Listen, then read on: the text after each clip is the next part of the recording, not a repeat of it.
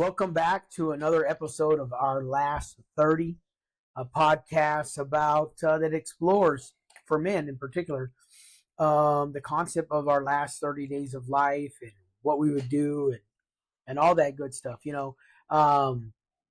Cesar and I have also been taking a lot of other questions and emails and stuff, and people are like, I like when you guys have guests. I thoroughly enjoy it. They really love hearing the guest perspective. Mm-hmm. They also like getting our perspective on different stuff. And so we got a couple emails the other day and like, well, what do you guys want us to talk about aside from the one particular topic that we hit on weekly? And they're like, your whole group came up, right? Because people are listening from all over the country and they're like, I'm kind of learning the Hispanic male perspective and how unique it is. And they said, do you mind talking a little bit about how your group, specifically Latino men, were in the news all the last couple of weeks, last couple of months, but in particular the last couple of weeks, and then the last couple of days after the Trump election. And we're like, that's not our purview. That we don't really, we talk, as we drink our coffee, man, we definitely talk politics and what that means, but we're like, you know what? Let's do our last 30 an episode, a little check-in on basically our last 30 conversations. And our last 30 conversations have been, what's your perspective as a Latino male on politics, specifically on the election results? And like, I like it, man. Yeah. Let's do it. So let's get into it. Let's get into it. I'll start off by saying, I'm wearing a t-shirt, man. I ordered it online. A podcaster, a content creator that I listen to often. If you listen to JD Delay, you kind of know the perspective I'm coming from. It influences me quite a bit, actually. So the concept of influencer really is relevant when I listen to this guy. And if you listen to him, he's a former criminal convict kind of perspective and just talks about that. And I don't know how I started listening to him. It's been definitely over a year. I think it's my fascination with Jelly Roll, man, and how Jelly Roll has overcome so much, and while I'm not someone who's ever been in prison or jail. Yeah. That's my story. Yeah. I do, man, I deeply connect to that perspective. I think for a lot of men, we feel like we've overcome some things, and women too, of course. But it doesn't mean that we don't understand that perspective. It means that on our podcast, we're really trying to concentrate on the male perspective. And so, anyway, shout out to JD Delay and thank you for making these shirts available. I ordered mine online. You can go to his website and order one, and it's a big part of his perspective, right? And it's like having fun with the Make America Great Again concept. His was Make Pedophiles Afraid Again, and I like it, man. I like the whole concept.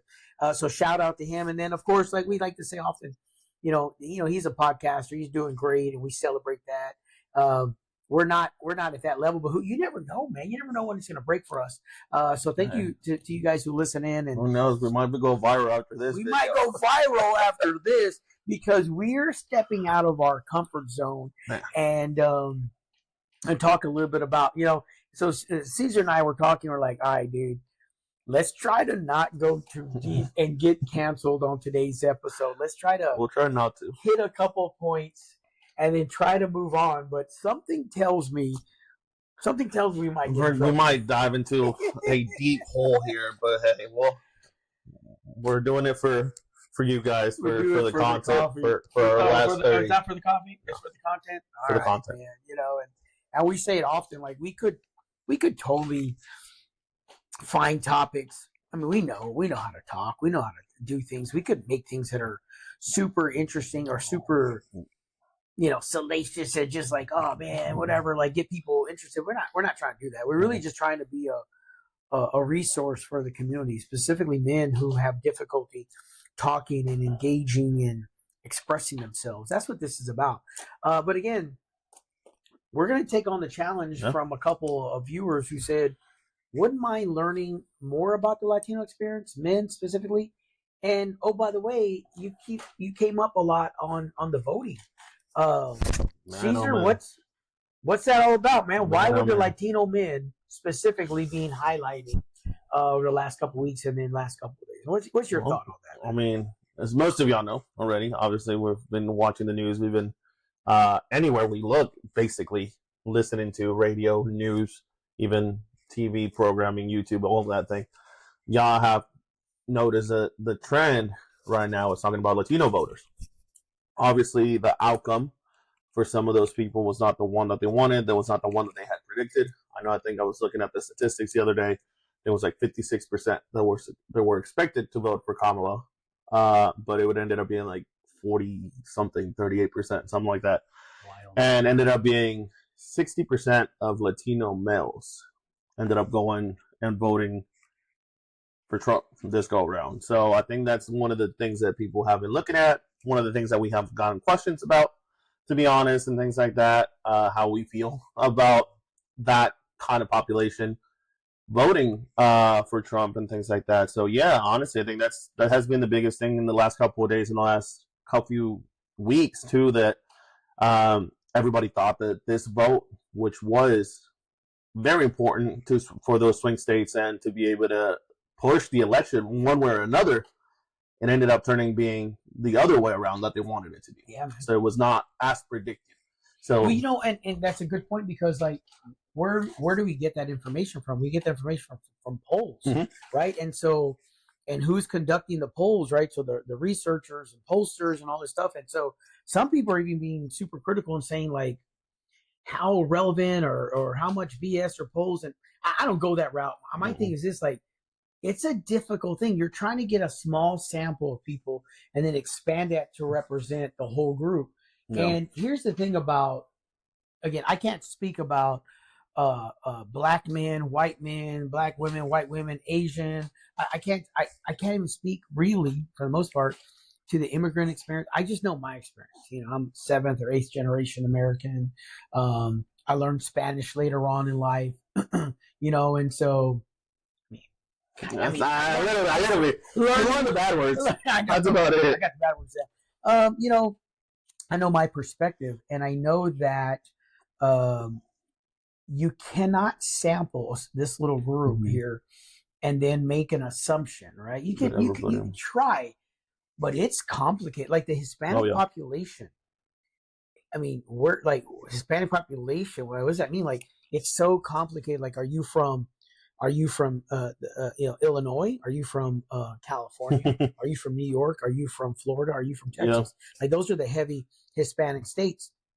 But there's a lot of other states where I've lived in where they have a large Hispanic representation, maybe in small little pockets. Yeah. And it just depends on the industry. It depends on what level, like, are you second generation, first generation, language acquisition, understanding? Like, dude, it's complicated, honestly, to understand this group. So we're going to give you like the Fred perspective, the Cesar perspective, and try to kind of understand a little bit of it. But at the end of the day, these are just our opinions. Yeah. What do we know, dude? We're not politicians. Analysts. Yeah, we don't. I mean, we have goals that we want to, that we'd like to run for some offices, like school board or something along those lines, so we're super mindful of that. But at the end of the day, you can't put a group down into one poll and say, of course not. The Latino population. That's no different than saying the white vote. Like, the white vote from where? Like, someone from like white or black from San Diego, California, in comparison to white or black from I don't know, somewhere Atlanta, Georgia. Two different perspectives. It's the same thing for the Latino population. Hispanic population is even that reference. How do we self-identify? It's complicated, man. So we're going to give our perspective a little bit, but that's a great point about what the polls were saying and what they end up doing, and did not largely align with the way they thought. With Kamala Harris. Yeah, and I think one of the other things that is going on around the news right now is that, not just necessarily the news everywhere, is like, Mexicans voted for Trump. When you look at the breakdown, it was a lot more of the Cubans some of the Puerto Ricans even that ended up voting. I think I was looking at the statistics. I think it was only 33% of them were Mexicans. Obviously, in the broader sense, yes, Mexicans, it's a higher population. It's a lot larger population, so the number is going to be skewed. Yeah, we're so close to Mexico. Several states border Mexico, and so a long history. Parts of the United States were formerly Mexico. Mm-hmm. Dude, it's a little bit more complicated than even to use the term Mexican. Some people who are here multi-generational don't necessarily self-identify as Mexican. Maybe Mexican American, maybe Chicano. I self-identify as Chicano, and so these are unique perspectives, and it's interesting how the end result. And I like to think. Actually, I went to a student presentation. A professor friend of mine was talking to some students, and he polled them, right? Just like a little, I think 70 or 80 kids, like, hey, 2 questions for you. This was the week prior to elections. Who do you think is going to win, and who do you want to win? All right, here are your choices. Yeah. Donald Trump, Kamala Harris. All right, so the questions, again, who do you think is going to win, and who do you want to win? Overwhelmingly, and this was a largely Hispanic group in North Texas. Overwhelmingly, the students said, we want the Democratic candidate to win, Kamala Harris. Surprises? Are you surprised? Nobody's surprised. And then the next part, who do you think is going to win? Overwhelmingly, they said Donald Trump. Yep. Now, that's easy for me to say now, but we had 70, 80 witnesses, right? Watch that. And my professor colleague who conducted the poll was quite surprised as well. And the unique piece to that is no one was surprised. No one was surprised that who they're hearing information that who should be the winner, but the realization of who did they think, and they called it right. Yeah, they called it right that Donald Trump won, and I think the news community was shocked. Yeah, I think we were all shocked. I think everyone was shocked. Maybe even Trump a little bit. He's like, yeah. Oh wow, I don't doubt it. Did this again. Unique again. It's American politics is crazy. It's a unique situation. It's unique, man. But anyways, man. So I definitely appreciate that perspective. So what were you hearing leading up to the election? What kinds of things were your colleagues or family members talking about? No, I don't know. I think for me, the things that we were focusing on more was the immigration issue. Yeah. Again, being the status that I am, now looking back at things, I'm like, ooh, we might have to delete some videos out there that we posted on our podcast, just because of what I've said that I am. Oh, being documented and all of that. You never know. They might want to come get me after these elections. But no, I think that was for us. That was the biggest. That's a good point though. Like if you're listening in, you're thinking, okay, I think they're gonna come and get me. I think immigration and naturalization is going to come get me. And again, we're not politicians. No, of course not. We're not lawmakers. Half the times we're not even law followers. Joke. But yet. What we know is that what I think I know on this one is, they're going to go with the guy who said the largest deportation process in the history of the United States was elected president. So what does that likely look like? You listen to experts and stuff. I can guarantee you it means all of the people currently waiting to be processed or already in a process to be deported and to be sent to their home countries. Like, so those things are already happening. They're just going to continue. And then my guess is the next group he's going to go after is people who've committed crimes while in the United States. Who are not here legally. That's what he's going to go after next, right? We hope that's the way he goes about. Because if we look back at his previous term where he went straight for DACA-mented individuals at that point, canceling it. Obviously, he didn't do it the right way, which is why it was reinstated in the courts. But he has a lot more power now. He has the people that make the decisions on his side, unfortunately, because also the Republicans ended up losing that side of things. Well, let me ask you this: if that were the case, why didn't the Democratic Party pass a law to just say if you're here with this status, citizenship or path to citizenship? They tried. They've been trying. The Dream Act is still on their agendas. Well, but no. Listen, hold up now. But the president can't make something happen. No, we're a democratic. We're a democracy, right? So it has to go through the different channels. Don't be yelling at me, dude. It has to go through the different channels. I'm just trying to understand. If someone has the power to make this happen, then someone else has the power to make another thing happen. I mean, Obama did it, establishing DACA. Okay. For action. With law or a letter? It was. So that's where the criticism. That's where the. That's all I'm saying. The issue is going on. All I'm saying is, look, dude. You know where I'm going with this? We're getting played. Everyone's getting played. Oh, of course. You know, my favorite quote in the world is, and dude.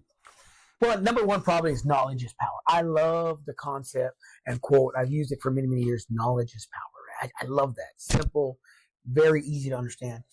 But the one that hits me in my heart is like, what if I told you that the left wing and the right wing were all part of the same bird? Oh, of course. You see, dude, it's like they're playing us. Oh, my point is this: if imagine we was to start arguing right now, and they're like, you know what, dude, blah blah blah, whatever. Then I kick your ass, whatever. I don't think that would ever. We're hypothetically. Okay. So then I kick your ass, and I'm just like, keep beating you. You're taller than me. Taller than you. Still kicking your. Okay, all right, you get the point. Okay, the point is this. And insert laughter at that point, right?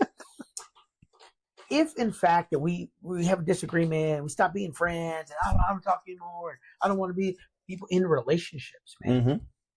Bro, we get played. Oh, yeah. Why would you end a relationship for some politics? I'll even say, I know family members currently that are not talking because they have these two different beliefs.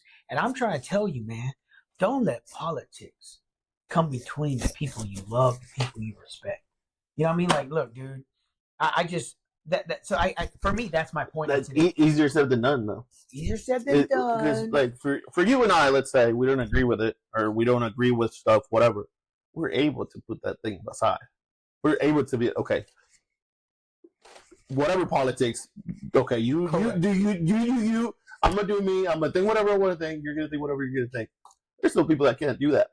They put politics at the forefront of everything in their everyday life. Everything they do. So everything they do is with that political view or with that political inclination or perspective. That's right. So that's where those issues come around. If that person can't put that aside, even in a family setting, let's say, because we could be here eating with the family. What's the next holiday coming up? Bro, Thanksgiving. That's gonna what's Thanksgiving famous for? For people sitting around. Exactly. And then there's the uncle that says something. Exactly. And then I hear all the time, oh, my uncle, I know he's coming. He's going to say something. I'm going to get triggered. Dude, fucking, let him. Let him be. Who cares? How about this? Learn from them, dude. Yeah. Like, and I didn't realize that. That's a unique perspective. And whether we like it or not, things happen already. The election is done for. It's done, bro. No matter how much we argue about it, no matter how much we fight each other, no matter how much we try to be, oh, you suck, oh, your candidate sucks, oh, no, your candidate sucks, blah, blah, blah. The election is done. It's not going to get anyone anywhere. In order to move forward as a country, we got to come together and deal with what's going to come. That's right. With that election. That's right. Instead of dividing each other and dealing with that like we've normally done. Yeah. We got to come to a consensus or an agreement or something to be able to avoid all of that. Because if not, it's never going to change. It's not going to change. And I still have difficulty. Like, are there people that 100% align with a political party? Like, 100%? Like, I listen to people like Patrick Bet-David. I listen to his podcast and some other, Joe Rogan, right? Of course. And what they tell you often is like, I might, or what you're picking up from their language is, I bet they lean a certain way, but they never say it. They never, and it's, I don't think it's possible to only go one way on the politics. I think that you can learn a lot. What's that? If you're educated. If you're educated. I think that's also the thing. Like in our circles, we mix around ourselves with people that are not necessarily. I'm not talking about formal education. Informed. Yeah. I don't want people to get the wrong. Oh, you say because I don't have a master's degree? No, fuck. I barely got a bachelor's. I ended up with a 1.4 GPA by first year. And that's the beautiful thing about Cesar and I. Man, honestly, on a real quick side note, we do not believe, even though we are formally educated, right? We don't think an educated person is someone with a degree. The smartest people we know are people without degrees. Absolutely. The richest people we know are the richest people. So I'm just saying. Now, I also know, like, if you want to go a traditional route, education is going to help you. But is education the one way for? Absolutely not. We'll never say that. No. You'll never catch us saying it. Anyways, your point. So I think that's the thing. We surround ourselves with that. A lot of people, well informed. They're informed. Yeah, that like to listen to podcasts, like to listen to the news, like to listen more than anything, like to listen to others, and don't really jump into conclusions or perspectives on one view or another. So I think for us, we're privileged in that sense that we're able to have these conversations with our colleagues. We're able to have these conversations with people that we know. We're able to have these conversations and after the fact, go out and drink a beer together. Yeah. Go out and have fun together. Do whatever. Some of those people that aren't educated aren't well versed in what they're talking, and I've seen it on the TikToks. People go out there and ask questions like, "Oh, what do you think?" One of the questions, one of the questions that came up, and I'm just dumbfounded by what the answers that they give. I can give dumb answers too. Well, you listen to this one. They go up and ask a Trump supporter. It's like, how much taxes do you think illegals, undocumented, documented, all of these people bring into the country? 99% of them is $0 because they don't have a social security. They can't work. Yeah, that's not accurate. Hey, my point exactly. We bring in billions of dollars in taxes. What are you talking about we? We bring in millions of taxes. Billions in taxes. I'm trying to help you with your status, and you're over here throwing it. Okay. It's already out there. Bro, my bio says immigrant, documented, illegal. Fuck yeah, it's already out there. There's no way to leave that. But we bring in billions of dollars in taxes. Yeah. And those people, you try to combat them. Oh no, because they don't, and that's their mentality because they're not educated. Yeah. It kind of reminds me of one time I was working at a university, and a family came in. They said, how come my son's not getting enough scholarship? Mm-hmm. And it was like, well, it's scholarships are complicated. And what the lady said was, I'm sure that all those undocumented individuals take all the scholarships. And I said, bruh. So I'm going to stop you there, ma'am. I wish. If you are not a U.S. citizen, you cannot pull federal aid. How would it be in debt right now? You know what I mean? So that's the reality. And so there's this misunderstanding out there that now, could you get a scholarship from just name a private company giving scholarships out? Oh, whoever made these glasses, right? Oh, we're going to give a $5,000 scholarship. They can give it to whoever they want. The federal government is not giving any money as far as aid to people who are not U.S. citizens. That's just not accurate. Just the fact. 100%. Now, where it gets really confusing and complicated is the federal government giving people here money to live and housing and stuff? I don't know about that, but I know in the world I work in, you cannot access aid. So then your question is probably like, well, then how do people who are here without a social security number, not a U.S. citizen, and whatever the unique says, how do they go to school? Money. Cash money. So you actually have to pay the school that you're attending. You have to have a payment plan or pay in advance. And sometimes cash. Even have to pay out-of-state tuition, even if you're in state. Correct. In many places, you're technically an international student. That's correct. Matter. So and that's kind of why maybe universities are okay with that international status, right? Or out of state, tuition, because you pay more. Yeah. So that's just an interesting piece. Actually, it comes up as like it reminds you so what are the major factors that Latino voters are interested in? And what I heard from the ignorant people, right? First of all, I'm going to tell you why when those people were emailing us, I was like, man, I don't know if I want to talk politics. And then I happened to be watching the news, and Al Sharpton was talking to these two news reporters, MSNBC. I don't really know who they are. I think it's a couple that's married, and they report together, something like that. I haven't seen that one. Well, they're both white, I believe. Al Sharpton is African American, I believe. And they're talking about one other group. They're talking about the Latino men and this and that, and misogyny and this and that. And I was like, I'm just going to put this out loud. If there was an issue talking about black voters and the whole umbrella of black voters, and a Latino and some white people were talking about it, that's not appropriate. Like, for me, it's not appropriate. And I thought it was inappropriate for Al Sharpton and those two individuals to talk about the in a negative way, the Latino vote. First of all, yeah, because they were leaning Democrat in that discussion. Yeah. And I'm here to tell you that I think the Latino vote, clearly, the numbers indicate, came through for Trump, voted for Trump, however you want to word that. But it's way more complicated than you're making it sound. And Cesar and I talked a little bit about that. But before we even get started there, the issues that Latino voters find important. Immigration is number 4 and 5 on that list. Yeah. Do you know what the number one issue, without a doubt, the Latino voter is concerned about? Is the economy. Money. Okay? And so that's how simple and complicated it is. It's really just about the economy. You have working class people just trying to work. There are jobs.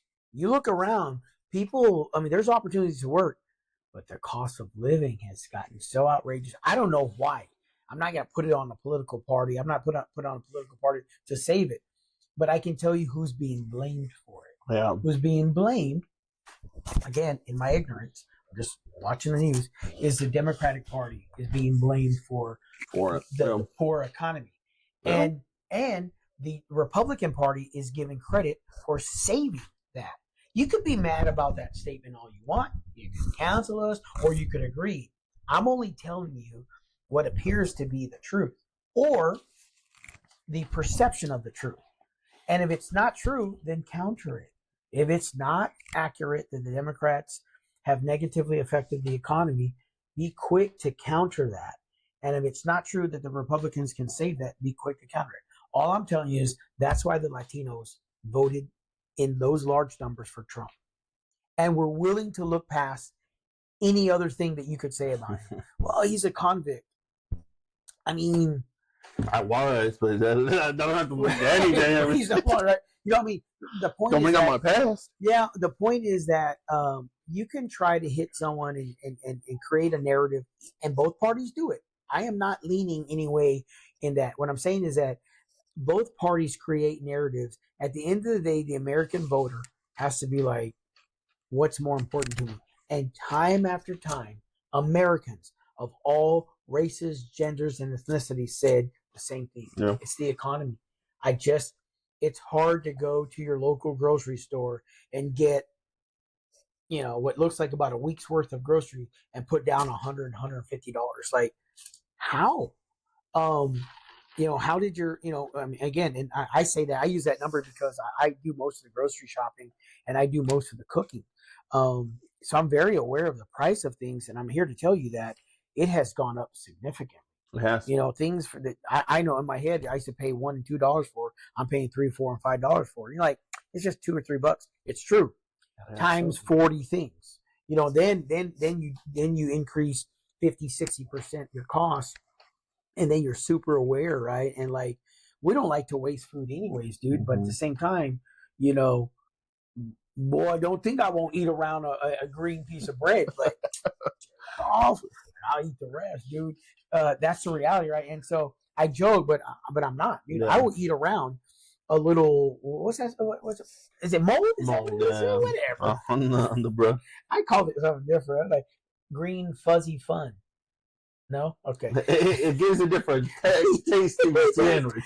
Like, oh look, Shrek mustache or whatever. Anyways, the point is this: the cost of living has negatively affected families, working class families, and they're just seeking a solution. So a candidate arrives and has proven a business acumen and awareness for some, and that's why. How many bankruptcies does he have? How many failed businesses does he have? You know, it's. I was listening to a TikTok, the Trump vodka that he pulled out, the airlines that he crashed the first airplane and ended up going broke and bankrupt because of that. Trump Tower, Trump Casino, Trump. Cesar, are you telling me you get your news from TikTok? No. I was listening. I'm just saying. But from those were his companies. No, I don't. He gets his news from TikTok. But I thought it was just funny. He writes research papers and he quotes TikTok. Wait, what's his name? At USNBC, whatever. He called his department head like, how do you properly quote a TikTok on a research paper? Paper? No, but that's what we joke, but that question probably has been asked. Like, it's a lot of different companies that he ended up bankrupting. Which, I mean, it could be for a lot of many reasons, but for sure. And some people would counter that by saying, how many did he bring back? Right? And I'm just saying, right? So if you think about like that, me, I like someone. You know who I trust more, bro? I'm gonna be honest with you. I don't trust someone who tells me they're a saint, that they're perfect, that they're da-da-da-da, whatever. I don't trust that motherfucker at all. I trust, honestly, dude, the dude's like, bro, I have messed up. I've done this and that, and that's why I understand life to be different. Then we don't have any of them. Who are what? Who do that? Dude, what do you mean? When I listen to podcasts, off politics for a second, the Jelly Rolls. No. Like, I'm talking about why do I listen politics. to them? We don't, and we're talking about these two candidates. Okay. Neither one of them. They both think they're saints. They both think they're saints. Awkward. We go back, and I hate bringing this up. We go back to January 6th. Why do you hate bringing it up? Well, because it's not it's just again. I don't want people that this or that, regardless. But we go bring after that. Who was on the news and whatever? Obviously, there's no 100% facts of who started it or who was the one that came up with that. Hasn't taken any accountability per se on what he's done. He hasn't taken any accountability on the things that he's done or the things that he said. He's always, it's a joke. Oh, I didn't mean it that way. Oh, what did happen with the what was it? The convention where the comedian was talking about Tony Puerto Rican. What did he say? Oh, I don't even know. Oh, I didn't even know that he was going to be there. Man, of course you know who's going to be at your rally. You know the people that are going to be speaking on your rally. And you know what they're going to speak about. If not, you wouldn't bring them on your rally. Listen, talking to Cesar is like arguing with my wife. I cannot say anything because she has all these examples. Oh yeah, well, what about this? Oh, no, I said that was last week. Okay, well, what about this? That was a whole month ago. Well, what about this? Yeah, well, she'll come up with something from 22 years ago. I don't know you that. I wasn't even born back then. I can't even win. I have no defense. What I'm trying to say is this. No. I think I know what you're getting, but I was just saying, like, with the politics, there's no examples. You could. The thing is, look, let me tell you how I believe the human mind works. We can justify anything with proof, and it's legit proof. Yeah. Like, what you're telling me is those are good questions. Like, why, dude, what does it take to apologize? What does it take to take responsibility? What does it take to, like, 100%? And if I were a more well-informed individual, I would say this. Well, what about Kamala Harris here? No, she's her supposedly sleeping with Brown, definitely. Well, that's a cheap shot. Like, I'm telling you how the news reports it. Yeah. And at the end of the day, here my perspective is this. I was talking to someone who was a senior Republican leader, who was formerly a Democratic leader, and then he switched parties 10 or 15 years ago or something like that, and we're just kind of chopping it up and talking. And I said, you know what I think? I think this country needs a restart, right? I think, like, you think about any relationship. Yeah. So let's say we've been battling for years. Finally, I'm like, hey, dude, man, I'm sorry, dude. I'm sorry I did this and this and this. Like a sincere apology. And what are we fighting over? Oh, we're fighting over because you said you lent me $20 and I paid you back, and you say you don't rent. Like, so we're fighting over $20. I tell you what, dude. If you or just say, dude, you don't have to pay a debt. I'm not gonna end a relationship with $20, okay, or any kind of money for that matter. If you give your money away, it's just what it is. Okay, so I don't end a relationship for money. So let's just move on. My point is that when I was talking to this Republican senior member in the state of Texas, I told him, I said, dude, what if Kamala, and this is a Republican, right? I said, what if Kamala Harris just said, if I am elected president, this is about 3 or 4 weeks before the election. If I'm elected president, I'm going to pardon Donald Trump. And he's just like, okay. I don't think that. I said, but what if she did? What if she say, there is evidence that people have gone after this guy, have been nasty. There's evidence, and they didn't start here. No, we could go back. We could a long time. Yeah, two political parties. Absolutely. Nasty stuff. What if I just said, I'm the candidate who's going to be like, no more. You're pardoned. Move forward. The January 6th individuals are pardoned. We start from anew. I bet you she would have won. I really think so.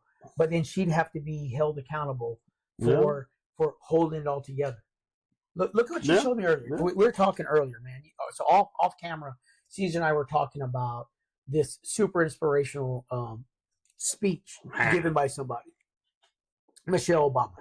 Okay, if you say Michelle Obama is not smart and super intelligent, like that's where we're gonna fight. You lose credit. Well, you lose credit. No, of course. It's like saying Obama is a terrible president. Maybe he wasn't a good president, but you can't say he's dumb. Like the guy is super intellectual. You can't say George W. Bush was not a nice, kind of a humble, hardworking, salt of earth perspective, right? Well, of course. Was he a good president? Like, I mean, maybe not. Or you could have your own opinion. Like, go back and forth. Like in our recent history, who is the kind of standard of a great president? Talking about George Bush, Bill Clinton is super up there. Obama, of course, and so like Donald Trump, Hillary Clinton, like all the criticism of these others probably wasn't going to work. But the point is that the unique circumstances, right? And actually, when I say Hillary Clinton, we talked about Michelle Obama and her speech and how inspirational it is and her effectiveness and stuff. Like, if anyone's going to be the next woman president, that's someone who would easily could win, right? Put money on her. And so, anyways, the point is this, that one of the things we talked about before, he was showing me the video. I was like, yeah, man, like the lady is super impressive and stuff. But what we were talking about is the issues that Latinos are really find important. The economy is number one, dude. Criminal justice and prisoners, just access to equity and those kinds of things. Abortion is a big issue in the Hispanic community. Unfortunately, I think we go back to our roots and how the Latino and Hispanic community has been raised. I mean, we've been raised with that Catholic, largely Christian beliefs of everything. So I think that also played a huge role in it. It's big, man. We also look back at the different, specifically talking about Hispanic and Latino, specifically Mexican. We look back at that machismo aspect of it. That big part of, I don't want a woman to call the rules, to call the shots. So that's an interesting perspective. We talked about that. If you can expand, that's the thing before the podcast. We're like, what are your points? And he's like, it's a sensitive one. Yeah. But in the culture, and this is true for many other cultures. But again, back to my original point that I don't think it was appropriate for Al Sharpton and those other two people to mention the Latino vote when there was no Latino on the panel. That's what we're giving each other a voice here. We're trying to say, like, it's way more complicated than that. And I would never comment on what I think is the voting trends of black voters or white voters. I'm neither black nor white. I can't comment. So I didn't think it was appropriate for the quick point. But for us, we can talk about our community, of course, and a piece of it. I'm not Cuban or Puerto Rican, so I can't talk about that. My wife is from Panama, so I can talk about some perspective on that. Yeah, for sure. But I'm a Chicano of Mexican descent. Mm-hmm. You're someone born in Mexico, of course, of Mexican descent. In our communities, that's a trend. I mean, that's a tough thing to admit. So if we don't want to see it in our house, they don't want to see it in politics. They don't want to see it.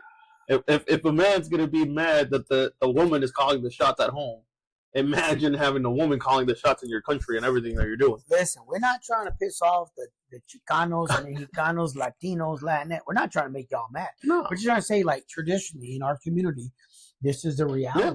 Now, are things changing, and are there? I mean, I off the top of my head, I can think of several individuals who represent a newer approach, a very respectful approach to engaging with their spouses and all that. Like, here's the difficult piece is, like, even though men don't like to think women have power, the truth of the matter is our moms, bro, are everything.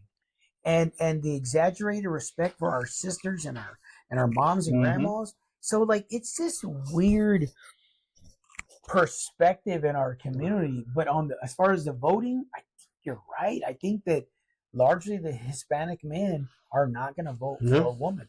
It has nothing to do with race. No. Kamala Harris could be Hispanic. No, they still not vote for her. They weren't going to vote for her, man.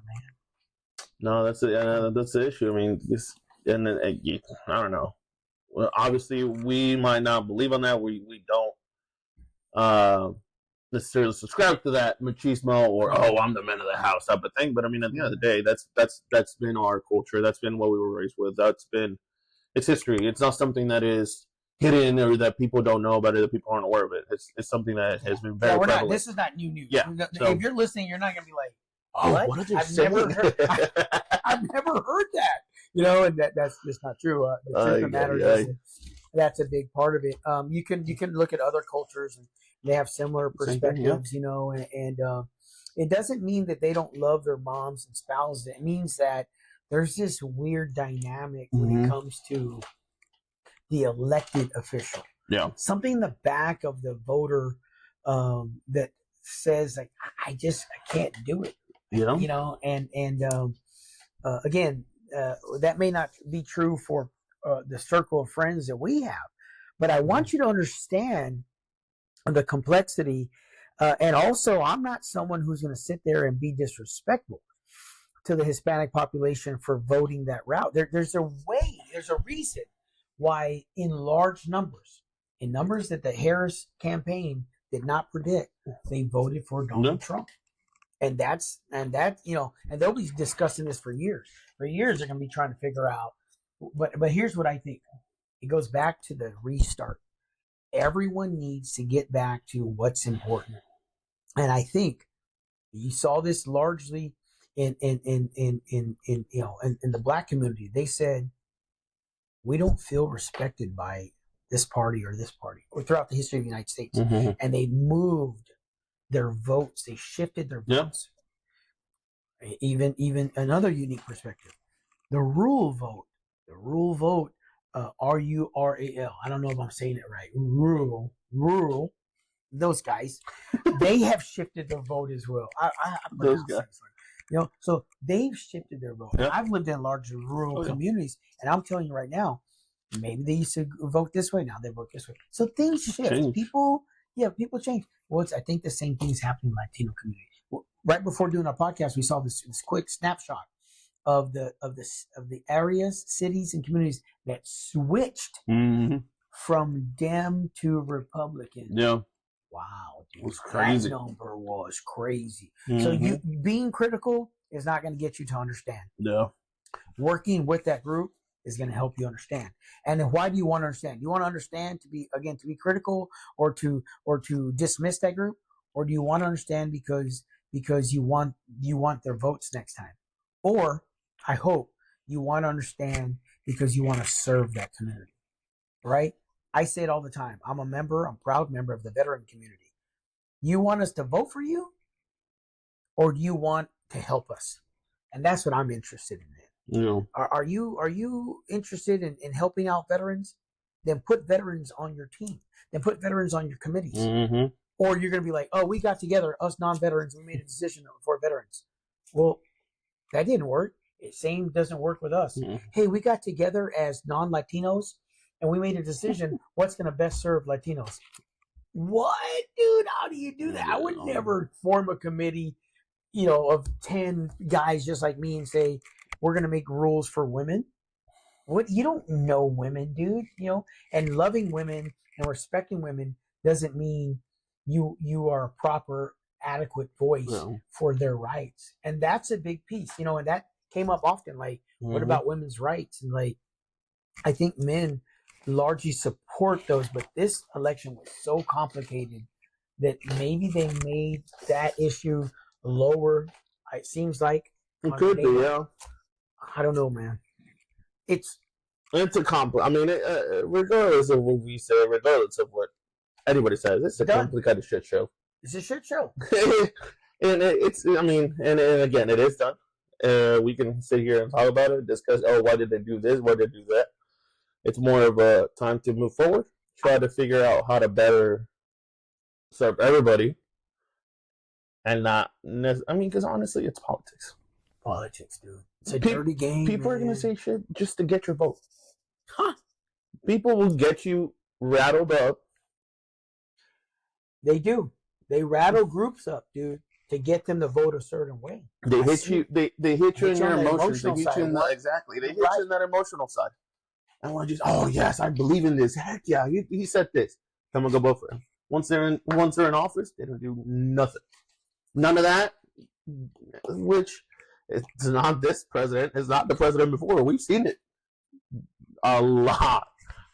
And I mean it. Our last 30 conversations, the majority has been about the politics. Yeah. Specifically, like I have some people like, dude, your people voted for Donald Trump. Like, well, I don't know. I don't have a people's. I got my small little family. Yeah. I'm privileged to be a member of several different communities. But if you're going to be critical, then I can't really have a conversation. No, of course. But if you're trying to understand, like, dude, I've been saying it for a while, and again, I don't know anyone that votes just one way. I know people who look at the issues, and the number one issue is the economy. In our world, another big issue is education, access to education. We know for many communities. Yeah. And we were writing a paper today, in a chapter in a book, and we were talking about. We got to edit that. Okay, we'll work on that. We have homework.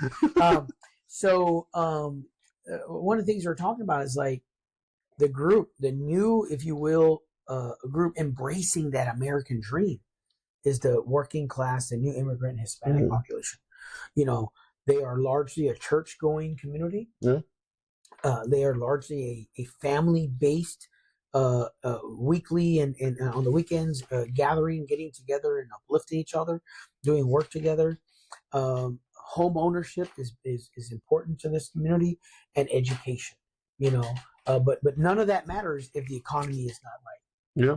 And that's kind of goes back to the politics of what we're talking about. It goes back to today's subject, right? And that is, why did the Latino men vote for Donald Trump? And the simple answer is the economy. The criticism is like, yeah, but he's this, and this, or he said this about this group and all that.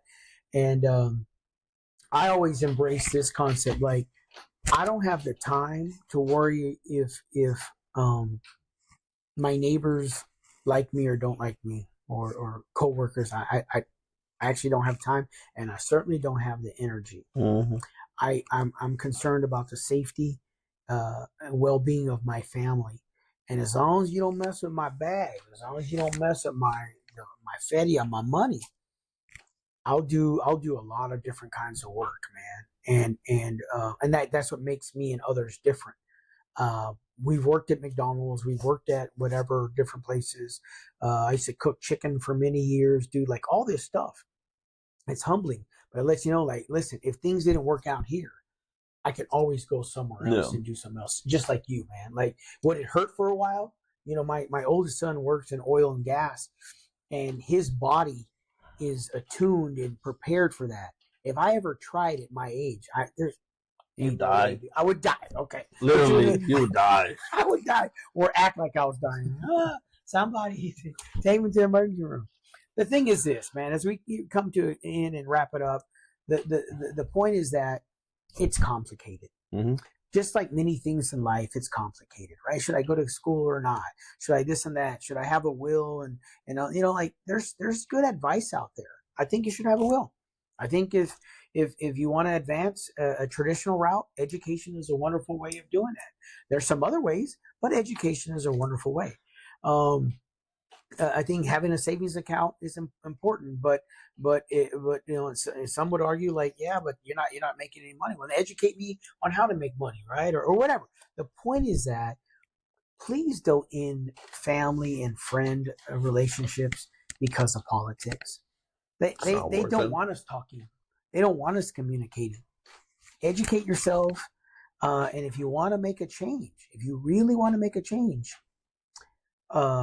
start doing some fundraising and go start hugging the babies and shaking hands, and you run for an elected office. That's how you impact change. That's how you facilitate change. At the end of the day, it's only 4 years. 4 years, man. And he's going to be there. So if you're willing to ruin a family relationship, a friendship of longer than that for 4 years, yeah, it might be a shit show for 4 years. It might be some crazy 4 years. There might be a lot of shit that's going to be said. There's going to be a lot of stuff that's going to be done. But if you're willing to put that in the forefront to make a relationship end because of that, then it's not worth it. Let me ask you this. Last question, last engagement. Excuse me. It may be a shit show. It may also be great economic times. It may be things that hugely beneficial. I mean, it could be a lot of different things. We don't know. Mm-hmm. So because we don't know, here's my question to you, Cesar. Make a prediction about the next 4 years, about any topic relating to the Donald Trump, the Trump administration. Make a prediction. Oh, gosh. Well, I'm going to get canceled for this. No, don't say anything. Cancelable. Cancelable. I don't know, prediction.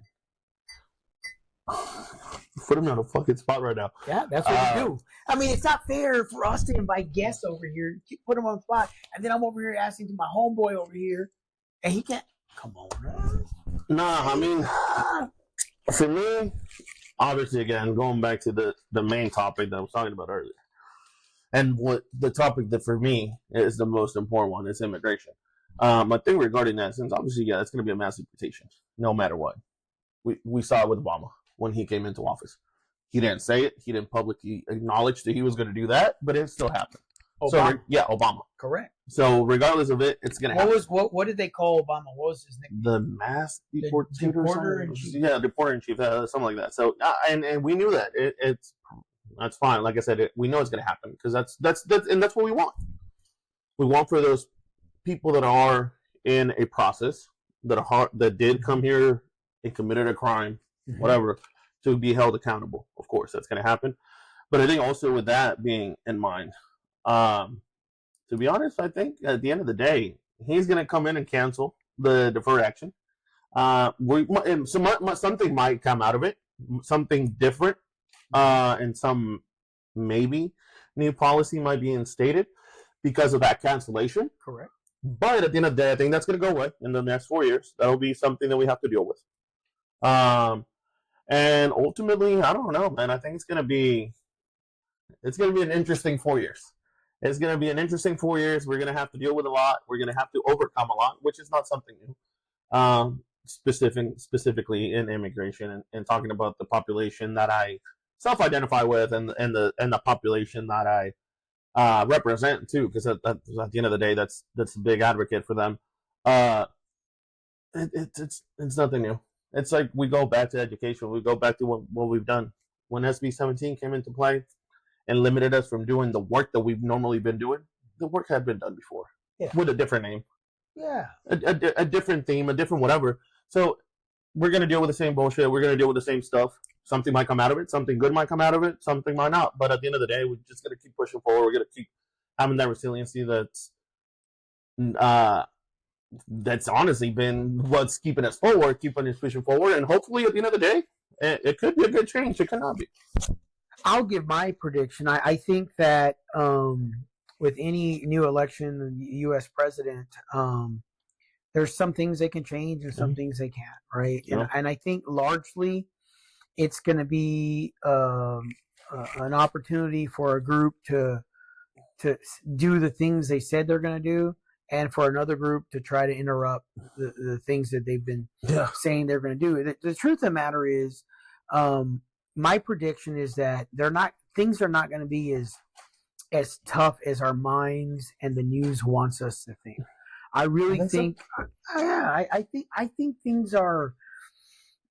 I think they continue to use language. That was a fly, by the way. I think they continue to use language to keep us separate, to keep us from communicating with each other. Cesar, I think we agree on more things than they would lead us, that they want us to believe. For sure. You know, I think when you start talking to Democrats and Republicans, I've never heard anyone say, leave the border open, let anyone come in.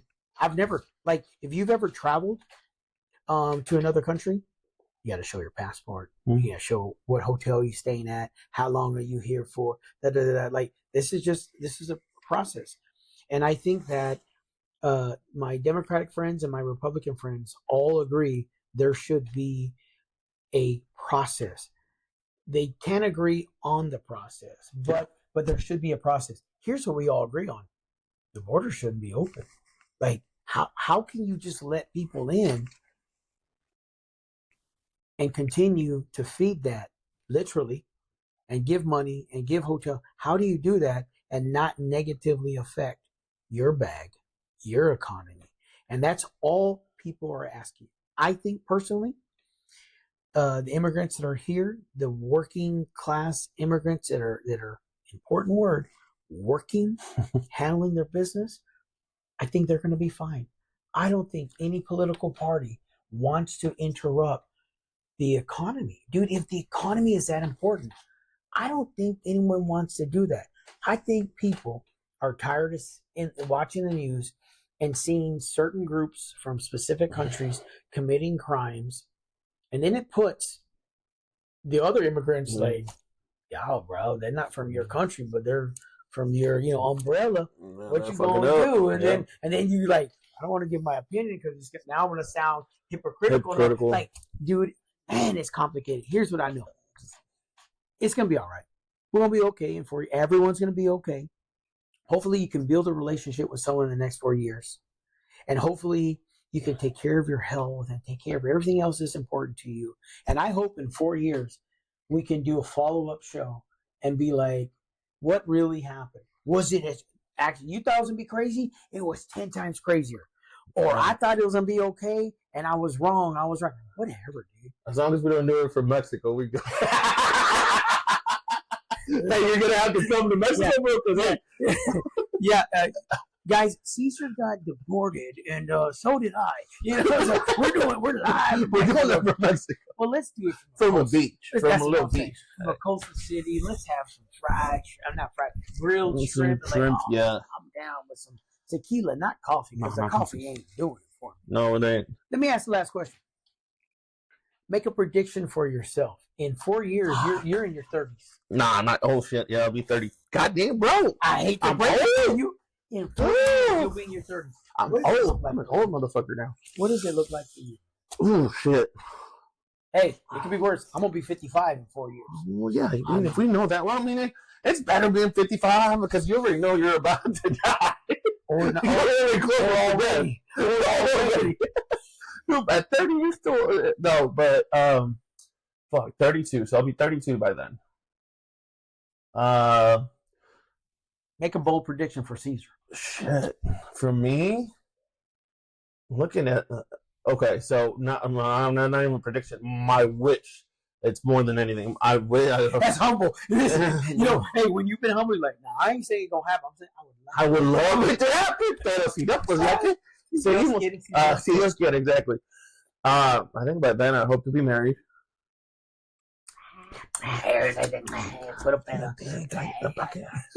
No, yeah. Si tienen papeles. Hey, hit me up. Mi amigo. I'll put my email and phone number in the comments, but no. Stupid. But yes, I hope to be married. Hopefully by that time, be a homeowner. Working on that. And more than anything, to be honest, have my mom retire. I think for me, that's the biggest thing right now. Have mom to be retired. She's, shit, how old is she? She's about to be your age. Don't get yourself in trouble. Oh, she's like 35. No. We'll be the same age by the time in 4 years. We'll be 30 something. But no, I think for me that's the thing. That's the biggest thing. Have a family. I think to be able to continue leaving that legacy, and honestly, I think continue leaving an impact. I think I try to do that as much as I can with work and the side gigs that I have, and the motivational speaking stuff, the life insurance business thing that I'm doing, all of that. Trying to still make an impact on the community, regardless, and hopefully not be dependent on one full-time job that you have to be there. I think be able to be freely and continue to do the advocacy work that I've been doing, but without having that, oh man, I gotta go to the office and work 8 to 5 today. Or, oh man, I gotta go do this and that. I think being able to be a little bit more freely with that aspect of it, and again, have mama to be retired, enjoying the grandkids. They're gonna be 5, 6. The oldest one will be about 7. The youngest one will be about 3. Hopefully, there'll be another few coming soon from my side. Within those 4 years, but yeah, I think that's my prediction. I think we can all celebrate that, man. It's like, Cesar's already thinking about the personal side of things, work, and at the end of the day, man, as you can tell, dude, we're just trying to achieve, man. We're just trying to get through this and do the best for our family. It's not uncommon when you speak to Hispanic young people and siblings and family members what they want to do for their mom, and to retire his mom and take care of her. And, she recently had a little injury and injured her foot, like those kinds of things really make you think about, like, I don't want my mom to hurt. I don't want, and it's a foot injury. I don't say just a foot injury. It's a foot injury, but those kinds of things can cause long-term issues and stuff. And you just want your family healthy. But at the end of the day, we want each other. I want you as well to be happy and to be healthy, man. That's important to me. For myself, I'm going to continue to explore that realm of happiness with individually. I find individual time to be very healthy for me, and also with my family. The babies are not going to be babies no more. They're not going to be. At that time, my kids are closing in on their senior year or junior year of high school, and so in 4 or 5 years, man, I'm in a different perspective, and I hope to be able to come back to this show here, revisit what our predictions were and what we envisioned. Me personally, I want to continue to take care of my physical health, mental health, spiritual health. It's important to me. It's important to us. Absolutely. That's why we started this whole show, man. So if you're listening in, thank you. If you've liked it and shared it and subscribed, we're super, super grateful. And do me one last favor. Share it with Jelly Rowe, Patrick Bet David. I got my connection quick. Joe Rogan, and then JD Delay. You do have a connection. I got PVD. He does have a connection. I got a connection with PVD, so we good. And JD Delay, and tell him we're in this shirt today. Have a wonderful day. Thank you guys. Appreciate you for listening again. We'll see you guys next week.